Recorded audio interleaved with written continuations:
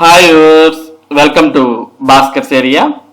ఆంధ్రప్రదేశ్ రాష్ట్రంలో గ్రామ మరియు వార్డు సచివాలయాల్లో పనిచేస్తున్నటువంటి ఉద్యోగులను హేతుబద్ధీకరణ అనగా రేషనలైజేషన్ చేయడానికి సంబంధించినటువంటి ఉత్తర్వులను ఆంధ్రప్రదేశ్ ప్రభుత్వం నిన్న విడుదల చేయడం జరిగింది.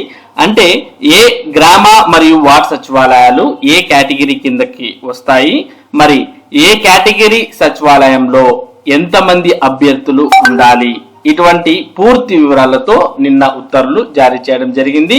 దీనికి సంబంధించినటువంటి పూర్తి సమాచారాన్ని మనం ఇక్కడ చూడవచ్చు. గ్రామ మరియు వార్డు సచివాలయ ఉద్యోగుల హేతుబద్ధీకరణలో తొలి అడుగు. జనరల్ స్పెసిఫిక్ ఫంక్షనరీలుగా విభజన. సచివాలయాల వారీగా జనరల్ పర్పస్ ఫంక్షనరీల కేటాయింపు ఉత్తర్వులు జారీ చేసిన ప్రభుత్వం. గ్రామ మరియు వార్డు సచివాలయాల హేతుబద్ధీకరణ కోసం ప్రభుత్వం మార్గదర్శకాలు జారీ చేసింది. జనాభా ఆధారంగా సచివాలయాలతో పాటు వాటిలో ఉద్యోగులను జనరల్ పర్పస్, మల్టీపర్పస్ ఫంక్షనరీలు, స్పెసిఫిక్ టెక్నికల్ ఫంక్షనరీలుగా పేర్కొంది. ఆ ప్రకారం ఏబిసి కేటగిరీలుగా విభజించిన గ్రామ మరియు వార్డు సచివాలయాల్లో ప్రస్తుతం జనరల్ పర్పస్ ఫంక్షనరీల కేటాయింపులకు సంబంధించి ఉత్తర్వులు వెలువడ్డాయి. స్పెసిఫిక్ ఫంక్షనరీల నియామకంపై విడిగా త్వరలో మార్గదర్శకాలు ఇవ్వనున్నట్లు ప్రభుత్వం పేర్కొంది. గ్రామ మరియు వార్డు సచివాలయాల్లో ఇప్పటి వరకు 8 నుంచి 12 మంది చొప్పున ఉద్యోగులు ఉన్నారు. కొన్ని చోట్ల స్థానిక ప్రజల అవసరాలకు మించి ఎక్కువగా ఉద్యోగులు ఉన్నట్లు అధికారులు గుర్తించారు. మరికొన్ని చోట్ల తక్కువగా ఉన్నట్లు తేల్చారు. సకాలంలో ప్రజలకు నిర్దేశించిన సేవలు అందించేందుకు వీలుగా జనాభా ఆధారంగా సచివాలయాలను, ఉద్యోగులను విభజించాలని నిర్ణయించి ఆ మేరకు ప్రభుత్వం చర్యలు చేపట్టింది. ఏ గ్రామ వార్డు సచివాలయాల్లో ఏ కేటగిరీ ఉద్యోగులు ఎంతమంది ఉండాలనేది తేల్చింది. జనాభా, గ్రామ, వార్డు స్థాయిలో ప్రజల అవసరాలు పరిగణంలోకి తీసుకుని జనరల్ పర్పస్ ఫంక్షనరీలను కేటాయించింది. ఒక్కో సచివాలయంలో వీరు కనీసం 2, గరిష్టంగా 4 ఉంటారు. ఇక ప్రభుత్వం తాజాగా విడుదల చేసినటువంటి మార్గదర్శకాల ప్రకారం సచివాలయాలు ఉద్యోగుల విభజన ఇలా ఉండబోతోంది. కేటగిరీ ఏబిసి కేటగిరీలుగా విడగొట్టారు. మరి ఏ కేటగిరీ విషయానికి వస్తే దీంట్లో 2500 లోపు సచివాలయ జనాభా ఉండాలి. ఒకవేళ 2500 లోపు జనాభా ఉంటే దాన్ని ఏ కేటగిరీగా చెప్పి దాంతో జనరల్ పర్పస్ ఫంక్షనరీలు 2, స్పెసిఫిక్ ఫంక్షనరీలు 4, మొత్తంగా 6 మంది ఇందులో పనిచేస్తారు. ఇక 2501 నుంచి 3500 వరకు జనాభా ఉంటే దాన్ని బి కేటగిరీగా మరి వర్గీకరిస్తారు. ఇందులో 3 జనరల్ పర్పస్ ఫంక్షనరీలు ఉంటే 4 స్పెసిఫిక్ ఫంక్షనరీలు ఉంటారు. మొత్తంగా 7 మంది ఈ సచివాలయంలో పనిచేయాలి. ఇక 3500 పైన జనాభా ఉంటే దాన్ని సి కేటగిరీగా పేర్కొనడం జరిగింది. మరి ఇటువంటి సచివాలయాలలో 4 జనరల్ పర్పస్ ఫంక్షనరీలు, 4 స్పెసిఫిక్ ఫంక్షనరీలు ఉంటారు. మొత్తంగా 8 మంది పనిచేస్తారు. అంటే అన్ని సచివాలయాలలో మరి కనిష్టంగా 6 మంది ఉంటే గరిష్టంగా 8 మంది మరి సచివాలయాల్లో పనిచేయడం జరుగుతుంది అక్కడ ఉండే జనాభా ఆధారంగా. ఇక జనరల్ పర్పస్ ఫంక్షనరీలు ఎవరు అంటే గ్రామ సచివాలయాల్లో అయితే పంచాయతీ కార్యదర్శి grade 1 to 5, digital assistant, welfare education assistant, గ్రామ మహిళా పోలీస్, వీరిని మరి గ్రామ సచివాలయాల్లో జనరల్ పర్పస్ ఫంక్షనరీలుగా పేర్కొంటారు. అదే వార్డు సచివాలయాల్లో అయితే అడ్మినిస్ట్రేటివ్ కార్యదర్శి, ఎడ్యుకేషన్ డేటా ప్రాసెసింగ్ కార్యదర్శి, వెల్ఫేర్ డెవలప్మెంట్ కార్యదర్శి, వార్డు మహిళా పోలీస్, వీరిని మరి జనరల్ పర్పస్ ఫంక్షనరీలుగా వార్డు సచివాలయాల్లో పేర్కొంటారు. ఇక స్పెసిఫిక్ పర్పస్ ఫంక్షనరీలు ఎవరు అంటే మరి గ్రామ సచివాలయాల్లో అయితే గ్రామ revenue officer, ANM, survey assistant, engineering assistant, agriculture లేదా హార్టికల్చర్ లేదా సెరికల్చర్ అసిస్టెంట్, వెటర్నరీ లేదా ఫిషరీస్ అసిస్టెంట్, ఎనర్జీ అసిస్టెంట్, వీరిని స్పెసిఫిక్ పర్పస్ ఫంక్షనరీలు అని పేర్కొనడం జరుగుతుంది గ్రామ సచివాలయాల్లో. ఇక వార్డు సచివాలయాల విషయానికి వస్తే రెవెన్యూ కార్యదర్శి, హెల్త్ కార్యదర్శి, ప్లానింగ్ రెగ్యులేషన్ కార్యదర్శి, ఎమ్యూనిటీస్ కార్యదర్శి, శానిటేషన్ ఎన్విరాన్మెంట్ కార్యదర్శి, వార్డ్ ఎనర్జీ అసిస్టెంట్, వీరు వార్డు సచివాలయాల్లో స్పెసిఫిక్ పర్పస్ ఫంక్షనరీలుగా పేర్కొనడం జరుగుతుంది. మరి మనం ఒకవేళ సి కేటగిరీ అంటే 3500కు పైగా జనాభా ఉన్నట్టయితే అటువంటి సచివాలయంలో 8 మంది ఉంటారు. ఆ 8 మందిలో మరి ఈ 4 కంపల్సరీగా ఎవరైతే మా జనరల్ పర్పస్ ఫంక్షనరీగా చెప్తామో ఈ 4 ఆ సచివాలయంలో కంపల్సరీగా ఉంటారు.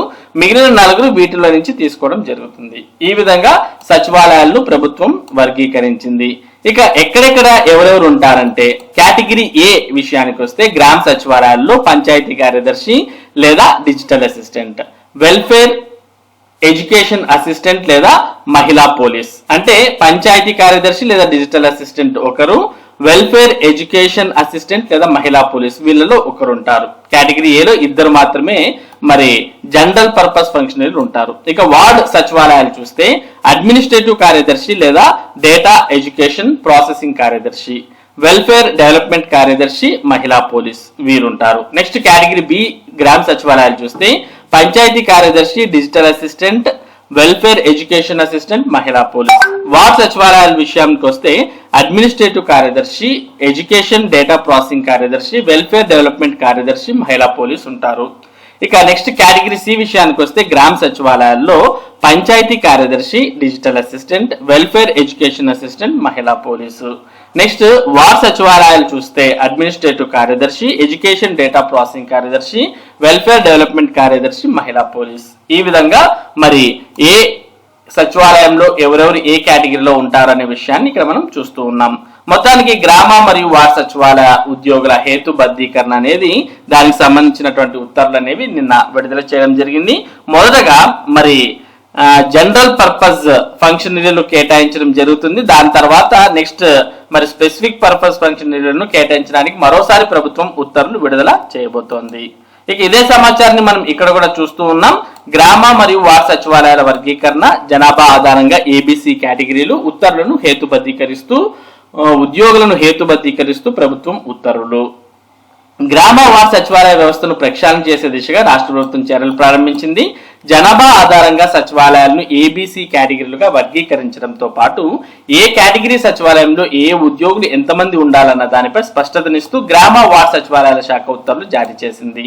2500 మంది లోపు జనాభా కలిగిన సచివాలయాలను కేటగిరీ ఏ కింద, 2500 నుంచి 3500 వరకు జనాభా ఉంటే కేటగిరీ బి కింద, 3501 మందికి పైబడిన ఉంటే కేటగిరీ సి కింద పరిగణించారు.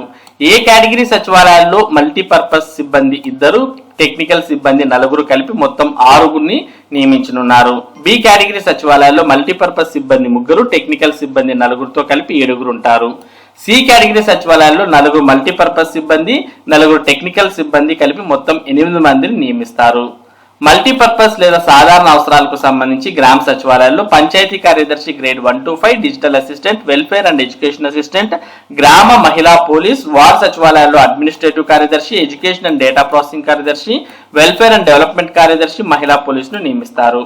ప్రత్యేక లేదా టెక్నికల్ సిబ్బందికి సంబంధించి గ్రామ సచివాలయాల్లో village revenue officer, ANM, survey assistant, engineering assistant, agriculture లేదా హార్టికల్చర్ లేదా సెరికల్చర్ అసిస్టెంట్, వెటర్నరీ లేదా ఫిషరీస్ అసిస్టెంట్, ఎనర్జీ అసిస్టెంట్ ను వార్డ్ సచివాలయాల్లో వార్డ్ రెవెన్యూ కార్యదర్శి, health secretary, planning and regulation కార్యదర్శి, ఎమ్యూనిటీస్ కార్యదర్శి, శానిటేషన్ అండ్ ఎన్విరాన్మెంట్ కార్యదర్శి, ఎనర్జీ కార్యదర్శులు నియమిస్తారు.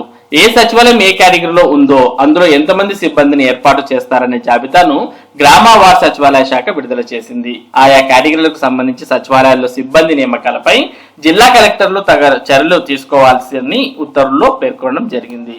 కాబట్టి మరి గ్రామ మరియు వార్డ్ సచివాలయాల యొక్క హేతుబద్ధీకరణ అనేది మరి పూర్తి స్థాయిలో ప్రభుత్వం చేపట్టాలి అని నిన్న ఉత్తర్వుల్లో విడుదల చేయడం జరిగింది. దీనికి కలెక్టర్లు కూడా మరి చర్యలు తీసుకోవాలని కూడా పేర్కొనడం జరిగింది. ఇది గ్రామ మరియు వార్డ్ సచివాలయాలకు హేతుబద్ధీకరణ లేదా రేషనలైజేషన్ అనే దానికి సంబంధించినటువంటి పూర్తి సమాచారం. ఇటువంటి ముఖ్యమైన సమాచారాన్ని భాస్కర్స్ ఏరియా మీకు అందిస్తూ ఉంటుంది. మరి ఈ సమాచారం మీరు మిస్ కాకుండా పొందడానికి మన భాస్కర్స్ ఏరియా యూట్యూబ్ ఛానల్ కు సబ్స్క్రైబ్ అవ్వండి. Thank you for watching this video.